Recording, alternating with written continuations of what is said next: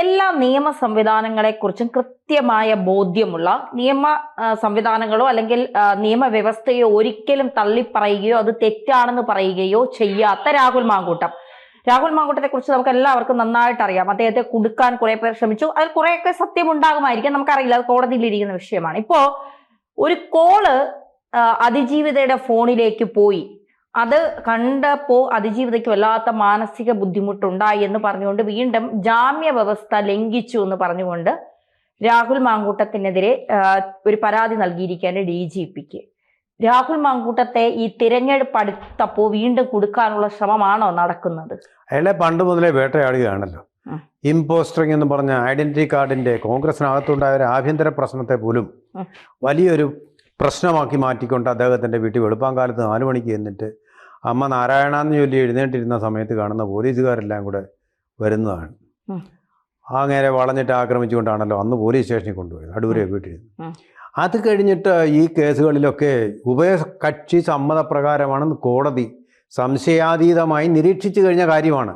എന്നിട്ടും video call വരുന്നു എന്നും പറഞ്ഞിട്ട് ഇത് രാഹുൽ മാങ്കൂട്ടത്തിൽ അവരെ എന്നേ ഉപേക്ഷിച്ച് കഴിഞ്ഞു. ഈ കാര്യങ്ങളൊക്കെ തള്ളി പറഞ്ഞു കഴിഞ്ഞു. സത്യങ്ങൾ പുറത്തു വരാനിരിക്കുകയാണ്.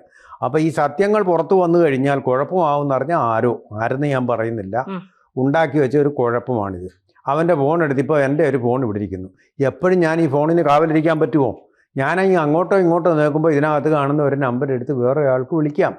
ഞാനിത് എൻ്റെ ലോക്കും അറിയാമെങ്കിൽ ലോക്ക് ചെയ്തിട്ടില്ലെങ്കിലും അങ്ങനെ തന്നെ സംഭവിക്കും. അങ്ങനെ എന്തോ അബദ്ധത്തിൽ സംഭവിച്ച ഒരു കാര്യമായിരിക്കാനേ വഴിയുള്ളൂ എന്നാണ് എൻ്റെ വിചാരം. അല്ലെങ്കിൽ ഈ കേസിൽ ഇപ്പോൾ തൽക്കാലം ജയിച്ചു നിൽക്കുന്ന രാഹുൽ മാങ്കൂട്ടത്തിൽ ഇതിൽ വിളിച്ചിട്ട് വീണ്ടും ഈ കടന്നൽ കൂട്ടിനകത്ത് കൈയിടേണ്ട ആവശ്യമുണ്ടോ? അങ്ങനെ ആവശ്യം ബോധ്യപ്പെടുന്നില്ല.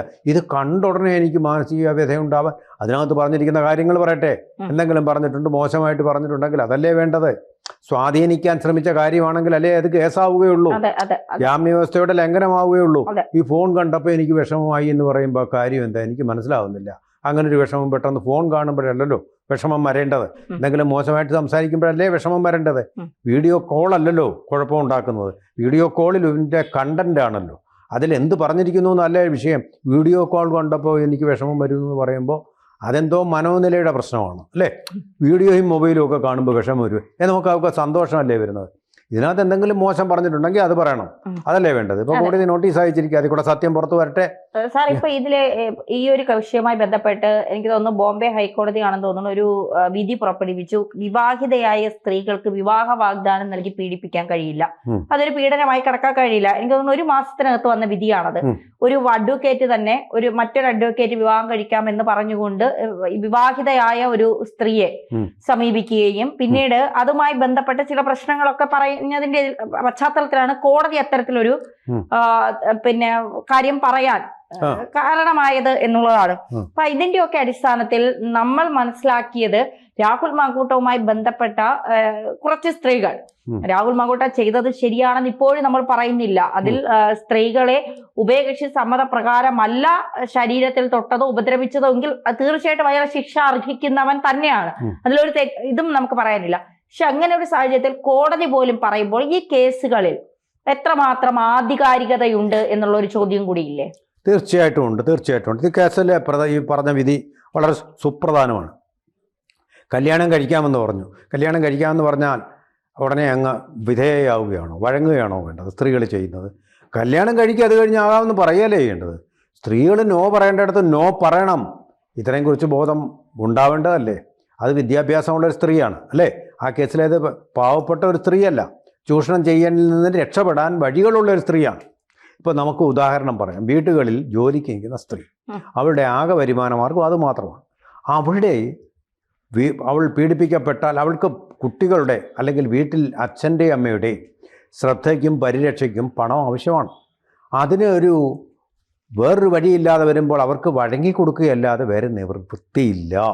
ആ നിവൃത്തിയില്ലായ്മയിൽ നിന്നുണ്ടാകുന്ന വഴങ്ങലെന്ന് പറയുന്നത് നമുക്ക് മനസ്സിലാക്കാൻ കഴിയുന്ന ഒരു കാര്യമാണ്.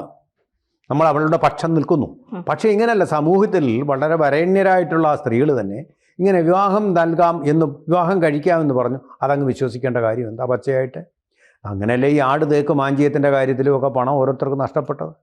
അതുപോലല്ലേ പകുതി വിലയ്ക്ക് സ്കൂട്ടർ, കമ്പ്യൂട്ടർ എന്നൊക്കെ പറഞ്ഞപ്പോഴും പോയത്.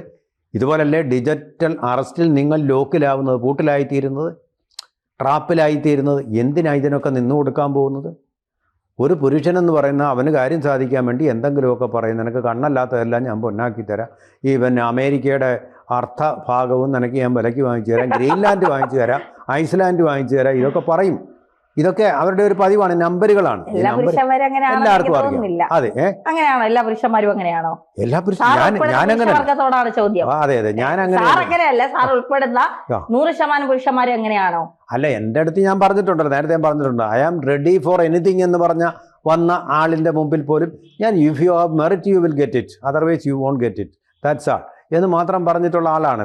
അതിനൊരു മാനസികമായ അതിനെയാണ് ധൈര്യം, ധാർമ്മിക ധൈര്യം എന്ന് പറയുന്നത്. അത് നമ്മളെ പതറിപ്പോകുന്ന ദുർബലന്മാരായ പുരുഷന്മാരാണ് ഇതിനൊക്കെ വീണ് പോകുന്നതും വീണ് കൊടുക്കുന്നതും ഒക്കെ. ഇപ്പോൾ നമ്മളെ പക്ഷേ പൊതുസമൂഹം വിലയിരുത്തേ ഒന്നിനും കൊള്ളാത്തവൻ, അയ്യേ അവനത് വേണ്ടതുപോലെ അത് ഉപയോഗിക്കാത്തവൻ എന്ന് പറയും. ശരിയാണ്, പുരുഷന്മാർക്കിടയിൽ ഇതൊരു ചുണയായിട്ടും തൻ്റെ ഇടമായിട്ടും ആണത്തമായിട്ടും കരുതുന്ന ഒരു സംസ്കാരം കൂടിയുണ്ട്. പെണ്ണിനെ ഒന്ന് വളച്ചു എടുത്തു ഉപയോഗിച്ചൊന്നും അവൻ മിടുക്കൻ എന്ന് സപ്പോർട്ട് ചെയ്ത രീതിയിലുണ്ട്. അല്ലെങ്കിൽ അല്ല അവനെ ഒന്നിനും കൊള്ളാത്തവനെന്നും വിചാരിക്കുന്നതുമായിട്ടുള്ള ഒരു മനോനിലയും അതുപോലെ തന്നെ ഒരു സാമൂഹികമായ നിരീക്ഷണവും ഉണ്ട്. അതൊരു വസ്തുത തന്നെ. ഒരു സോഷ്യൽ എഞ്ചിനീയറിംഗ് നമ്മുടെ അങ്ങനെയാണ്. ആണുങ്ങൾ ഇത് ചെയ്തു കഴിഞ്ഞാൽ മിടുക്കൻ, പെണ്ണുങ്ങളാണെങ്കിൽ പിഴച്ചവൾ.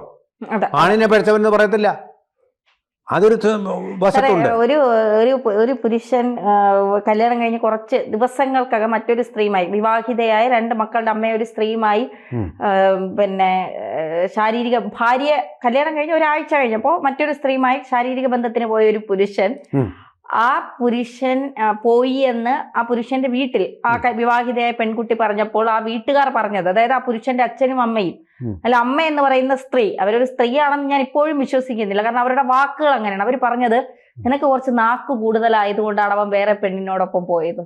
നാക്ക് കൂടുതലായതുകൊണ്ട് അങ്ങനെ പോകുന്നു. ഓരോരുത്തരുടെ ഓരോരോ സ്വഭാവം നമുക്ക് പറയാൻ പറ്റില്ലത്.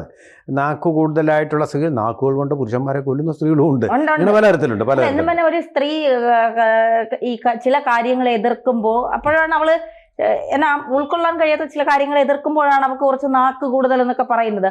ഒരു സ്ത്രീക്ക് കുറച്ച് സംസാരം കൂടിപ്പോയാൽ അവളെ കളഞ്ഞിട്ട് മറ്റൊരു സ്ത്രീയോടൊപ്പം പോകുന്നവനാണോ ഭർത്താവ് അല്ലെങ്കിൽ പുരുഷൻ എന്ന് പറയുന്നത്? അംഗീകരിക്കുന്നവരാണോ അച്ഛനും അമ്മയും എന്ന? അങ്ങനെയാണെങ്കിൽ അവരെ അച്ഛനും അമ്മയെന്നൊന്നും ഒരിക്കലും വിളിക്കാൻ കഴിയില്ല. ഞാൻ പറയുന്നത് സ്ത്രീകളുടെ കുറെ കാര്യങ്ങൾ നമ്മൾ അംഗീകരിച്ചിട്ടുണ്ട്. എന്റെ വീട്ടിലൊക്കെ ആണെങ്കിൽ സാർ, എനിക്കിപ്പോ ഇത്രയും പ്രായമായെങ്കിൽ പോലും എന്റെ അമ്മയൊക്കെ ഓരോ സെക്കൻഡും ഇപ്പൊ രാവിലെ ഞാൻ എത്തിയോ എന്ന് വിളിച്ചു ചോദിക്കുക. എന്റെ അമ്മയ്ക്ക് ഇപ്പൊ ഞാൻ ഇത്രയും പ്രായമായ ഒരാളാണ്, അങ്ങനെ വിളിക്കേണ്ട കാര്യമില്ല.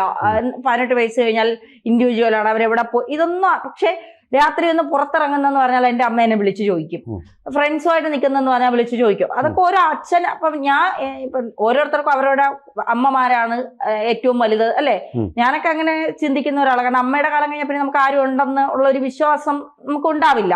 ഒരു പ്യുവർ സ്നേഹം അവിടെ നിന്ന് മാത്രമേ കിട്ടുള്ളൂ. അപ്പൊ നമ്മളൊക്കെ ഒരു തെറ്റ് ചെയ്താൽ ആദ്യം തിരുത്തുന്നത് നമ്മുടെ അമ്മയായിരിക്കും. തീർച്ചയായിട്ടും ആദ്യം ഇപ്പൊ എന്തെങ്കിലും ഒരു തെറ്റ് നമ്മുടെ ഭാഗത്തു നിന്നുണ്ടായാൽ ആദ്യം തിരുത്തുന്നത് നമ്മുടെ അമ്മയായിരിക്കും. അങ്ങനെയല്ല, നീ ചെയ്തത് തെറ്റാണ് എന്ന് പറയുന്നിടത്ത് ഇത് ഞാൻ കണ്ട അല്ലെങ്കിൽ ഞാൻ കണ്ട ഒരു വ്യക്തിയുടെ വീട്ടുകാർ തന്നെ സപ്പോർട്ട് ചെയ്യും. ഒരു വാക്ക് ആ പുരുഷൻ അന്യ സ്ത്രീയോടൊപ്പം പോയാൽ ചോദിക്കത്ത് പോലും ഇല്ല, നീ എന്തിനാണ് അത് അങ്ങനെ കാണിച്ചത്. അങ്ങനെ വളർത്തുന്ന അമ്മമാരും അച്ഛന്മാരും ഉണ്ട്. അവരാണ് ഈ നാടിനും സമൂഹത്തിനും ശാപം എന്നാണ് എനിക്ക് പലപ്പോഴും തോന്നുന്നത്. രാഹുൽ മാങ്കൂട്ടത്തിന്റെ കുടുംബം അങ്ങനെയാണെന്നല്ല ഞാൻ പറഞ്ഞു. രാഹുൽ മാങ്കൂട്ടത്തിന്റെ അമ്മ രാഹുൽ മാങ്കൂട്ടത്തിന് പക്ഷെ നന്നായിട്ടായിരിക്കും വളർത്തിയത്. പിന്നെ അയാൾ എന്തുകൊണ്ട് ഇങ്ങനെ ആയെന്ന് ചോദിച്ചാൽ അറിയില്ല. പക്ഷെ ആ തെറ്റാണെന്ന് പറയുന്നിടത്താണ് ആ അമ്മ വലുതാവുന്നത്. ഒരു പക്ഷെ നമ്മൾ കേട്ടുകൊണ്ട് പറയണമെന്നില്ല, നമ്മൾ കേൾക്കാതെ അമ്മ അങ്ങനെ ശകാരിക്കുന്നുണ്ടാവാം, പറയുന്നുണ്ടാകാം, അങ്ങനെയുള്ളിടത്താണ്. അങ്ങനെ അല്ലാത്ത സ്ത്രീകൾ 10 മാസം ചുമന്ന് മക്കളെ പ്രസവിച്ചു എന്ന് പറഞ്ഞിട്ട് ഒരു കാര്യവുമില്ല. കാരണം സമൂഹത്തിൽ പിന്നെ എന്താ പറയുക, വലിയ മാന്യന്മാരായി എൻ്റെ മക്കൾ വലിയ മാന്യതയാണ്. പക്ഷെ ഉള്ളിൽ ഇത്രയും വൃത്തികെട്ടവന്മാരെ പ്രസവിച്ച അമ്മ, ദൈവത്തിന് മുന്നിൽ അതൊന്നും മറയ്ക്കാൻ കഴിയില്ലല്ലോ. അപ്പൊ അത്തരത്തിലൊരു സ്ത്രീയെ അമ്മ എന്ന് പോലും വിളിക്കാൻ ആ സ്ത്രീക്ക് യോഗ്യത, പറയാനോ വിളിക്കാനോ യോഗ്യരല്ല ആ സ്ത്രീ എന്നാണ് ഞാൻ ചിന്തിക്കുന്നത്. തീർച്ചയായിട്ടും അത് വളരെ ശരിയായിട്ടുള്ളൊരു കാര്യമാണ്, വിലയിരുത്തലാണ്. അതിനെ വേറൊരു ഭാഷയിൽ നമ്മൾ പറഞ്ഞു കഴിഞ്ഞാൽ നമ്മുടെ സമൂഹത്തിൽ തന്നെ തറവാടെന്ന് പറയുന്ന മഹാകുടുംബങ്ങളിൽ നിന്ന് താഴോട്ട് വന്ന് നമ്മൾ അണുകുടുംബങ്ങൾ, അപ്പോഴും നമ്മൾ ഈ ബന്ധങ്ങൾ, കുടുംബ ബന്ധങ്ങൾ വളരെ ദൃഢമായിരുന്നു. അതും കഴിഞ്ഞിപ്പോൾ വന്നിരിക്കുന്ന അവനവനിസത്തിലേക്കാണ്, ഈ പറഞ്ഞ ഇൻഡിവിജ്വലിസം. ഓരോരുത്തരുടെ നമ്മളൊരു വീട്ടിൽ ചെന്ന് കഴിഞ്ഞപ്പോൾ കാണുന്ന എന്താ, അച്ഛൻ ഇങ്ങനെ ഇരിക്കും, അമ്മയും ഇങ്ങനെ ഇരിക്കും, അധോമുഖ വാങ്ങനായി കുട്ടികളും അങ്ങനെ ഇരിക്കും. പരസ്പരം ഒരു ബന്ധമില്ലാത്ത ദ്വീപുകളായിട്ട് അല്ലെങ്കിൽ തുരുത്തുകളായിട്ടാണ് വീടുകൾക്കുള്ളിൽ തന്നെ നമ്മൾ അവനവൻ്റെ സ്വാതന്ത്ര്യം എന്നൊക്കെയാണ് പറയുന്നത്. പണ്ട് അങ്ങനല്ല.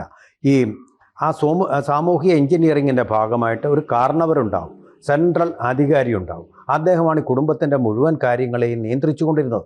അതിൽ ചിലപ്പോൾ ചില അപസ്വരങ്ങളുമൊക്കെ ഉണ്ടാവാം, എങ്കിലും അവിടെ ഒരു ഉത്തരവാദിത്വം ഉണ്ടായിരുന്നു, അവിടെ ഒരു അക്കൗണ്ടബിലിറ്റി ഫിക്സ് ചെയ്യപ്പെട്ടിരുന്നു.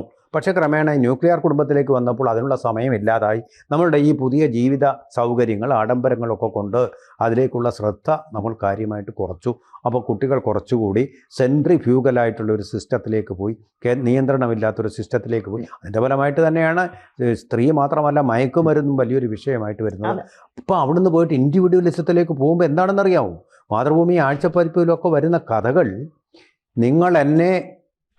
നിങ്ങളുടെ ഇഷ്ടപ്രകാരമുള്ള ഒരു പ്രോഡക്റ്റാക്കി മാറ്റി എന്നുള്ളതിൻ്റെ പ്രതികാരമായിട്ട് അമ്മയെ കൊല്ലുന്ന പെൺമക്കളുടെ കഥയാണ് ഇന്നിപ്പോൾ പടച്ചുവിടുന്നത്. അമ്മ എന്ന് പറയുന്നത് രൂപപ്പെടുത്തി അവളെ നല്ല സ്വഭാവക്കാരിയാക്കി എടുത്തത്, അതിന് പ്രതികാരം ചെയ്യുന്ന പെൺമക്കളെയാണ് നമ്മൾ ഇന്നത്തെ ആധുനിക ഫെമിനിസ്റ്റുകളുടെ കഥകളിൽ നമ്മൾ കണ്ടുകൊണ്ടിരിക്കുന്നത്.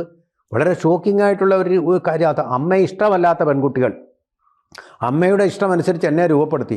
അമ്മയുടെ ഇഷ്ടമെന്ന് പറയുന്നത് എന്തിനാ? ഈ കുട്ടി സമൂഹത്തിനൊരു ഭാരമാകാതെ നല്ലൊരു സംഭാവനയായി തീരാൻ വേണ്ടിയിട്ടാണ്.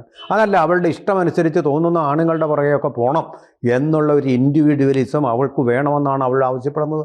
ആ സ്വാതന്ത്ര്യത്തിന് വേണ്ടിയാണ് ദാഹിക്കുന്നത്.